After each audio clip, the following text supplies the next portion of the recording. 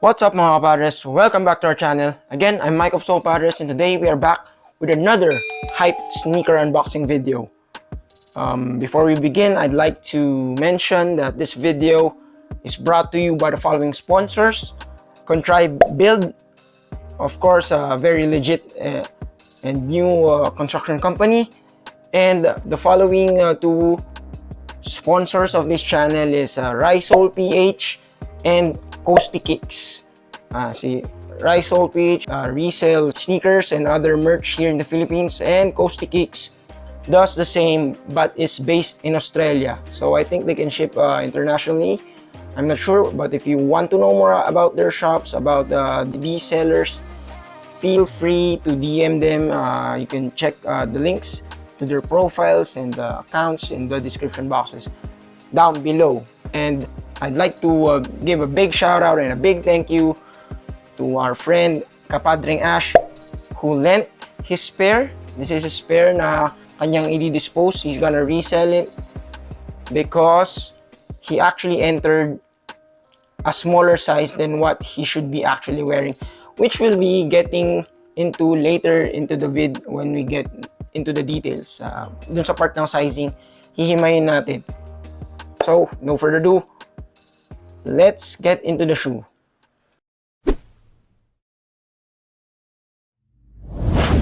So, starting off, yun nga, this is a W by Ash sa Park Access, which came in this brown box, Park Access, and binuksan niya na. So, nothing special dun sa box. Let's just take it out of the usual. I think this is a Cargo Logistics brown box. And take it out. Let's take it out lang sa brown box. Sabi natin yung brown box, and then let's take a look at the actual shoe box. So, as you saw in the thumbnail, this is Jordan 4 Crimson, formerly known as the Jordan 4 Red Thunder, which is actually a play on the mas naunang Jordan 4 sa kanya. Merong Thunder and Lightning. The Lightning is yung merong retro rin na previously ni-review rin namin ni Kapadring Von dito sa channel na to. We'll insert a card of that video in the upper right corner of the screen. Nilabas yung Thunders, yung opposite ng Lightning, which is a black and yellow shoe, and this is had the same color blocking, only it came out in the most famous shoe color of Jordans, which is the bread. It had the bread treatment. Well, hindi siya naging eksaktong bread yung kulay due to the shade of red, which we'll be getting into in a bit once mabuksan na natin, pag naimanin na natin yung details. The shoe was actually worn by MJ on court. Well, not exactly on court, but court side. He was seen wearing it bago to i-release ko sa paulit-ulit to na na delay ng release ko. So I think it had a lot of factory rejects or factory defects, parang ganun. Hindi siya pumasa sa quality control. So they're now known as the Jordan 4 Crimsons. So let's take a look, a detailed look at the box. So it came in this OG looking type of a Jordan 4 box. Yeah. Black with a red big Jumpman logo. Word Flight in white font. And then yung cement print ng box niya. Jumpman Air. And then as you can see, kahit hindi ako yung nag-disinfect talaga nito, mukhang dinisinfect rin nung tao sa Park Access. Ang daming water, parang yung watermark yung box eh. So as for the size tag, Air Jordan 4 Retro, size 10.5, of course that's our size. Men's, black, multicolor. Yun ang weirdo doon, multicolor and multicolor. So parang rainbow on rainbow ang intindi ko doon. But you'll see later on pagbukas, hindi talaga siya actual na multicolor. So, ano ba bang details ng box? So, we open it, and then you can see this part is red, if I'm not mistaken. From my personal pair of Jordan 4s, because in the past, I think from mga 2014 yata, 2013 yata ako nagkaroon ng Toro Bravo Force. I think this is white. So, correct me guys if I'm wrong kasi nakalimutan kung ano yung sa Toro Bravos and kung ano talaga yung sa OG if this is closer. And then, may receipt. SRP is 9,445. Oh, W pala ni Vanya to. Sa girlfriend ni Ash. So, congrats sa W. Hindi pala kay Ash mismo. Assist lang. And then, as for the paper, came in that cement 3 or cement print na parang, I think, nag-originate sa Jordan 3, if I'm not mistaken. Or is it the elephant print? Mamaya, insert na lang natin kung ano yung tama. Basta, cement print to. And then, here we have it. Let's just get rid of the box.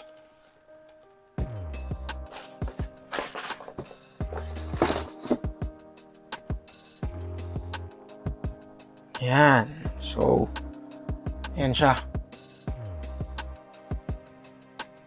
So, yan. Poging-pogi siya pag in hand. So, for the details, let's start off with the traction. The bottom of the shoe.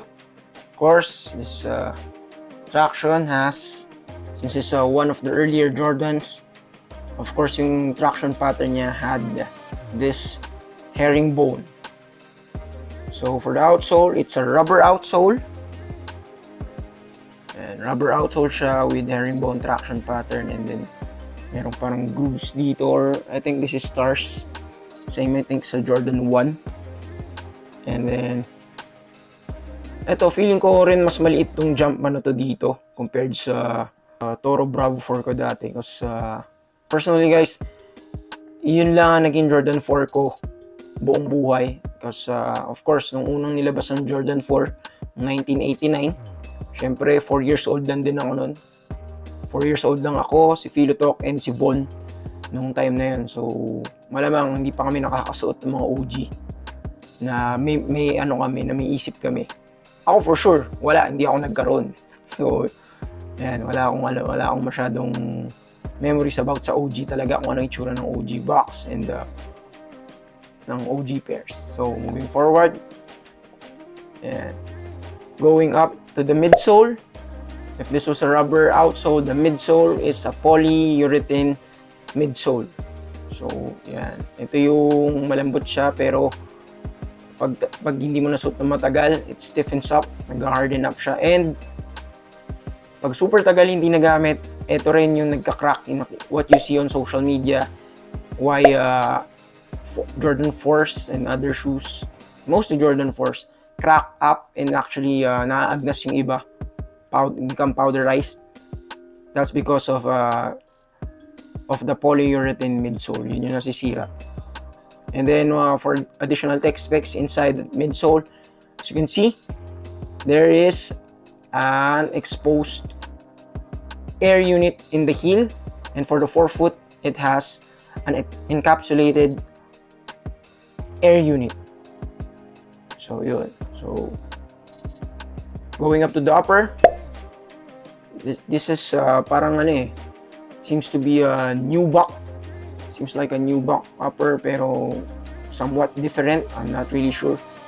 But to make it easy, let's just call it a nubuck. Total, it's super close naman dun. Now, for other details,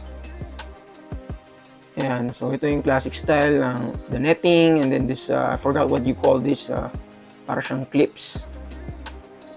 And then of course, there's jump man on the tongue, flight here. Oh, one thing I noticed with the difference ito, the tongue is puffy, para siyang velvety na puffy yung tongue. From what I remember from my Toro Bravo Force and sa usual Force nun, sa mga kaibigan ko, meron sila ng green glow. Maninipis yung tongues nun, tapos sobrang tayon-tayo. Ito, puffy talaga siya, makapal. Oh, and for the insole nga pala, It's just a cheap ortholite insole. Some other fours have the polyurethane insole treatment. This one has ortholite only. And it came with carton inserts, by the way. And another detail is the black heel tab, which actually chews up heels of Jordan 4 users if you're not wearing socks that are high enough to protect your heel from this guy. And OGs know na talaga nakaka-slice up ng skin sa heel to. As for the sizing, yan, we all know na kapag Jordan 4, you really should go up half a size because maiksi ito eh, maiksi yung loob tapos makitid. Maiksi yung Jordan 4s, so yeah, really short and snug. So if you're like me, you're a normal to a thin footer, you can go up half a size. And if you're a wide footer like Von and Kat, you can probably get away with going up a whole size up. So yung dating size dito 11 ako, late pa rin eh. Ngayon 10.5 na lang ako, siguro 11 na lang ako ngayon sa new sizing ng Nike and Jordan. So probably 11 ako dito and si Ash and si Von, or possibly kahit 11.5. Because in hand, compare it to other shoes, you'll see na medyo manipis siya eh. Yung length, okay eh. So, di ko naman pwede sukatin to. I won't be trying this out. I won't be doing an on-fit for these Jordan 4s because yun nga, we'll leave it factory lace so Ash won't have a problem selling it. So, meron siyang pambili ng bagong niyang shoes ulit once nabenta na to. So, pang tanggal kate niya. Hashtag tanggal kate. And for one more detail that I noticed, as I mentioned earlier, yung nakalagay sa box is multicolored. So, there's nothing multicolored about the colors on this shoe. Well, multicolor, you have the red, red na hindi mo maintindihan kung infrared, varsity red, or team red. The black na nubuck na hindi rin maintindihan. And then the white from the Jumpmans on the tongue, the heel, and the outsole. That's technically multicolors because it's 3 colors. But when it comes to colorways of sneakers, pag sinabi mong multicolor, hindi ganun yung multicolor. It's not usually how it works. So they should have just put the actual colors on the official colorway on the box, on the size tag. Should have been black, red, and white. Simple as that, di ba? Hindi ginawa pa nila multicolored and multicolored. So parang rainbow on rainbow ang, o parang watda on watda ang pagkaintindi ko dun.